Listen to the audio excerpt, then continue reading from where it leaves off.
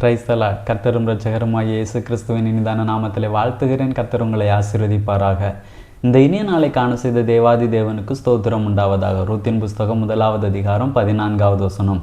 அப்பொழுது அவர்கள் சத்தமிட்டு அதிகமாய் அழுதார்கள். ஓர்பாள் தன் மாமியை முத்தமிட்டு போனாள், ரூத்தோ அவளை விடாமல் பற்றி கொண்டாள். இங்கே இருவரை குறித்து சொல்லப்பட்டிருக்கிறது. ஓர்பாள் மாமியை முத்தமிட்டு செல்கிறாள், ரூத்தோ விடாமல் பற்றி கொண்டாள் என்று வேதத்திலே வாசிக்கிறோம். விடாமல் பற்றி கொண்ட ரூத்தை குறித்து வேதம் பேசுகிறது. விட்டு சென்ற ஓர்பாளை குறித்து வேதம் பேசவில்லை. இங்கே ரூத்து தன்னுடைய மாமியாகிய நகோமியை பற்றி கொண்டு வருகிறாள். எங்கே வந்து நிற்கிறாள் என்று பார்க்கும் பொழுது போவாசனுடைய வயல் நிலத்திலே வந்து நிற்கிறாள். போவாசனுடைய வயல் நிலத்திலே வந்த பொழுது ரூத்திற்கு சில ஆசீர்வாதங்கள் கிடைக்கிறது. அங்கே சாப்பிட்டு திருப்தியடைந்து மீதம் எடுத்து கொள்ளக்கூடிய ஒரு ஆசீர்வாதம்.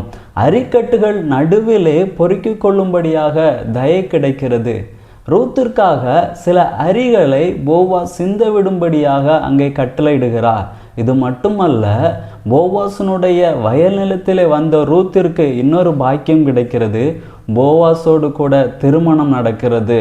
அப்போ நகோமியை பற்றி கொண்டு வந்த ரூத்திற்கு இந்த நன்மை உண்டாகுமானால், நாம் கர்த்தரை பற்றி கொண்டு வரும் பொழுது, கர்த்தரை பற்றி கொண்டு அவருடைய வயல் நிலமாகிய சபையிலே வந்து நிற்கும் பொழுது நிச்சயமாக கர்த்தர் நமக்கு சில நன்மைகளை தந்து நடத்துவார். நம்மை திருப்தியாக்கி நடத்துவார். நம்முடைய வாழ்க்கையிலே மீதம் எடுக்க பண்ணுவார். நமக்காக சில அரிகள், சில நன்மைகளை கர்த்தர் சிந்த விடுவார். எல்லாவற்றிற்கும் மேலாக இயேசு கிறிஸ்து நம்மை மணவாட்டியாக சேர்த்து கொள்வார்.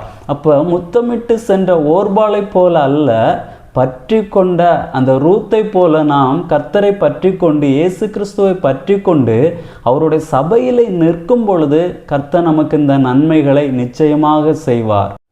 ஜெபிக்கலாமா? நல்ல தகப்பனே, அப்பா, உம்மை நன்றியோடு உம்மை துதிக்கிறோம், உம்மை ஸ்தோத்தரிக்கிறோம். முத்தமிட்டு சென்ற ஓர்பாளை போல் அல்லாமல் விடாமல் பற்றி கொண்ட ரூத்தை போல உம்மை பற்றி கொண்டு நடக்க கர்த்தர் எங்களுக்கு நல்ல கிருபைகளை தந்தருளுவீராக. உம்முடைய நாமத்தை மகிமைப்படுத்தும் இயேசுவின் நாமத்தினால் ஜெபிக்கிறோம் நல்ல பிதாவே, ஆமேன். God bless you.